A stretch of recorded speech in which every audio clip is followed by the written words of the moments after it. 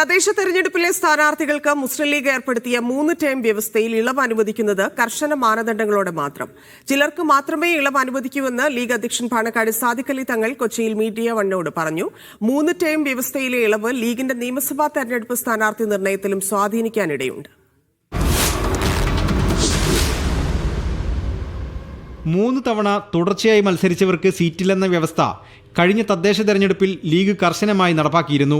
എന്നാൽ ഇത്തവണ ചില മുതിർന്ന നേതാക്കൾ തന്നെ വേണ്ടപ്പെട്ടവർക്കായി ഇളവിനായി സമ്മർദ്ദം ചെലുത്തിയതോടെ സാദിഖ് അലി തങ്ങൾ വഴങ്ങി. പാർട്ടി ഘടകങ്ങൾ ഒറ്റക്കെട്ടായി ആവശ്യപ്പെട്ടാൽ മാത്രമാണ് ഇളവെന്ന് സാദിഖ് അലി തങ്ങൾ മീഡിയ വണ്ണിനോട് പറഞ്ഞു.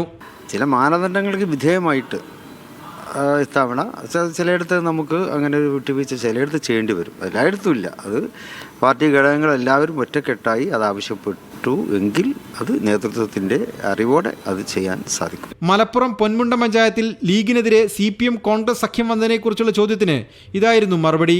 അങ്ങനെയുള്ള സാമ്പാർ മുന്നണിയില്ല. അതൊന്നും ഈ പ്രാവശ്യം അതൊന്നും അത്ര പ്രകടമായി വരും എന്ന് ഞങ്ങൾ വിചാരിക്കുന്നില്ല. താഴെത്തട്ടിൽ അണികൾ സജ്ജമാണ്. ചില നേതാക്കൾക്കൊക്കെ ചിലപ്പോൾ അഭിപ്രായ വ്യത്യാസങ്ങളുണ്ടാവും. പക്ഷേ UDF സംബന്ധിച്ചിടത്തോളം താഴെത്തട്ടിൽ കോൺഗ്രസിൻ്റേതായാലും മുസ്ലിം ലീഗിൻ്റേതായാലും പ്രവർത്തകന്മാരെല്ലാം ഏകാഭിപ്രായക്കാരാണ്. എങ്ങനെയെങ്കിലും ജയിക്കുക എന്നുള്ളതിൻ്റെ അടിസ്ഥാനത്തിൽ യോജിച്ചുകൊണ്ട് തന്നെയാണ് പോകുന്നത്. സീറ്റ് വിഭജനം UDF കക്ഷികൾ ഐക്യത്തോടെ നടത്തുകയാണെന്നും തങ്ങൾ പറഞ്ഞു. Media one, Kochi.